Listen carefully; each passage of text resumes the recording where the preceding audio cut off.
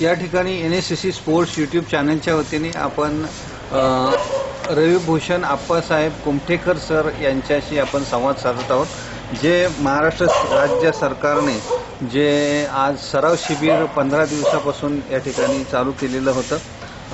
सन्माननीय क्रीडा मंत्री विनोद तावडेजी यांनी भारताच्या ज्या क्रीडा विकासासाठी ज्या धोरणाला मदत करण्याची प्रक्रिया राबवत आहेत पंतप्रधान साहेबांच्या दृष्टिकोनातून, तर त्याचा एक पायाभूत उपक्रम म्हणून हा एक सराव शिबिराचा उपक्रम संपन्न झालेला आहे. आणि या ठिकाणी संपूर्ण महाराष्ट्राचे योगा प्रशिक्षक असं म्हटलं तरी चालेल की जे रायगड या परिसरामध्ये किंवा कोकण या परिसरामध्ये रत्नागिरीमध्ये ते DSO ऑफिसला असतात. तर सरांशी आपण या ठिकाणी संवाद साधतोय. नमस्कार सर. नमस्कार सर, तुम्ही जे सराव शिबिर 15 दिवसापासून केलं, तर त्या संदर्भात आम्हाला काय माहिती सांगाल सर?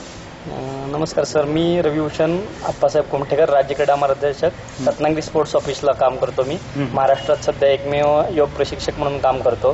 तर सदर शिबिरामध्ये 12 खेळ होते आणि 12 खेळांना कॉन्सन्ट्रेशन आणि मनाची एकाग्रता येण्यासाठी, तसंच गेम स्पेसिफिक एक्सरसाइज म्हणजे इंजुरी प्रिव्हेंटेशनसाठी, त्याशिवाय पायामध्ये पेटके येणे पेंड्रीला किंवा फ्लेक्झिबिलिटी वाढवण्यासाठी, कॉन्सन्ट्रेशनसाठी शूटिंगसारख्या गेमना मला इथं बोलवण्यात आलं होतं.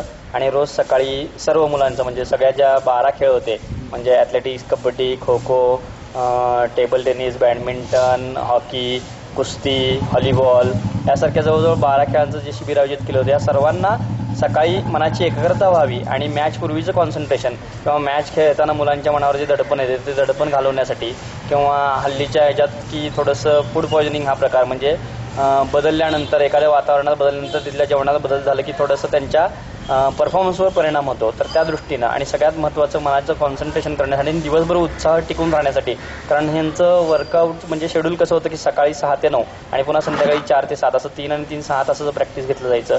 यामध्ये दिवसभर मुलं उत्साही असावीत आणि त्यांचे सर्व स्नायू म्हणजे उत्साहानं त्यामध्ये त्यांना सहभागी होता व्हावं आणि दिवसभर तो उत्साह टिकून राहावा, यासाठी योगा हा प्रकार त्यामध्ये समावेश केला होता. तर सकाळी 6:15 ते 6:45 माइंड कॉन्सन्ट्रेशन फर्स्ट ध्यान घेतलं जायचं, त्यानंतर ओंकार घेतलं जायचं मनाच्या एकाग्रतेसाठी.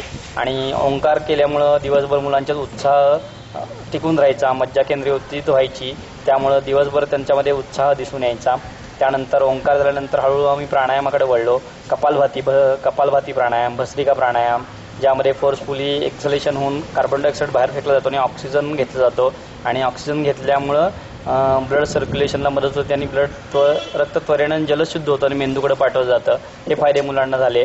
त्यानंतर भ्रामरी प्राणायाम म्हणजे मनाची एकाग्रता साधण्यासाठी. त्यानंतर शूटिंगसारख्या मुलांना मन एकाग्र करण्यासाठी त्राटक, जत्र त्राटक म्हणजे 2-3 प्रकारचे त्राटक आहेत. अंगठ्यावर त्राटक करणं, ओंकारवर त्राटक करणं, बिंदू त्राटक करणं किंवा एका मेणबत्तीवर लक्ष केंद्रित करणं आणि ती मेणबत्ती पुन्हा आठवायचा प्रयत्न करणं, म्हणजे हे त्राटकाचे प्रकार शूटिंगसारख्या, आर्चरीसारख्या मुलांनाही उपयोगात आले. त्याशिवाय इंजुरी ज्या होतात बॅक पेनच्या, साधारणतः बॅक पेनच्या ज्या इंजुरी होतात म्हणजे पाठदुखी, कंबरदुखी, ॲथलेटिक्सच्या मुलांना किंवा नेहमी हॉकी पुढं वाकून खेळला जाणारा खेळ, त्यांना बॅकपेनचे त्रास व्हायचे. तर जवळजवळ पाठीवरचे त्यांना पाठीवरची आणि पोटावरची जवळजवळ 40 ते 45 प्रकारची आसनं म्हणजे गेम स्पेसिफिक आसनं त्यांना शिकवली. त्या गेमला लागणारी आसनं म्हणजे त्यातनं इंजुरी त्यांच्या बऱ्या होतील अशा प्रकारची आसनं त्यांना शिकवण्यात आली यामध्ये, आणि याचा बऱ्याच मुलांना फायदा झाला. सर, तुम्ही जे त्राटक ह्या प्रकार सांगितला तर त्याबद्दल काय विश्लेषण कराल? योगामध्ये 6 क्रिया सांगितलेल्या आहेत: कपालभाती, नेती, वस्ती, नवली, त्राटक आणि कपालभाती. कपालभाती ॲक्च्युली ही क्रिया आहे, पण प्राणायामाची पूर्वतयारी म्हणून ती केली जाते. प्राणायामच याला म्हटलं जातं. त्याशिवाय त्राटकामध्ये मन एकाग्र केलं जातं. आता रायफल शूटिंगमध्ये डोळे पूर्ण एका बिंदूवरती केंद्रित करून ते आपल्याला शूटिंग करावं लागतं. तर त्राटकामध्ये पण असंच होतं की डोळ्यांच्या पापण्या न हलवता एखाद्या बिंदू समोर किंवा ओमचा पोस्चर असेल त्यासमोर किंवा जत्र त्राटक म्हणजे अंगठ्यावर त्राटक करणं आणि डोळ्यांच्या विविध हालचाली करणं यामध्ये जत्र त्राटकामध्ये अनुभवित आहे. म्हणजे डोळे गोल फिरवणे, वर खाली करणे, डावा अंगठावर उजवा अंगठा खाली, हे जत्र त्राटकामध्ये आहे. आणि ओंकार त्राटक, बिंदू त्राटक आणि ज्योती त्राटकामध्ये मन कॉन्सन्ट्रेशन करणं आणि ती ज्योत पुन्हा पुन्हा आठवायचा प्रयत्न करणं किंवा ओंकाराचं पोस्चर पुन्हा पुन्हा आठवायचा प्रयत्न करणं. त्यामुळे काय होतं, मनाची एकाग्रता होतेच, त्याशिवाय डोळ्यांचीही क्षमता वाढते की बाबा एखाद्या गोष्टीकडे बघण्याची. त्यामुळे त्राटकातनं हे मुलांना शक्य झालं. त्याशिवाय आम्ही काय केलं की स्ट्रेचिंग एक्सरसाइज म्हणजे वॉर्मअप करताना म्हणजे प्रॅक्टिस पूर्वी करावायचे एक्सरसाइज आणि प्रॅक्टिस नंतर करावायचे असणार म्हणजे बॅक पेनसाठी वगैरे भुजंगासनचे 10 प्रकार, धनुरासनचे 4 प्रकार, नौकासनाचे 4 प्रकार, त्यानंतर मेरुदंड स्पायनल कॉर्डसाठीचे 10 प्रकार असे सगळ्या मुलांना शिकवले. त्याशिवाय स्ट्रेचिंग वाढण्यासाठी किंवा ताकद वाढण्यासाठी जे होल्डिंग प्रकार आहे आसनांचा, पॉवर योगाचा जो प्रकार आहे त्यामध्ये थोडीशी आसनं म्हणजे होल्डिंग पद्धती ह्याही घेण्यात आल्या मुलांच्या.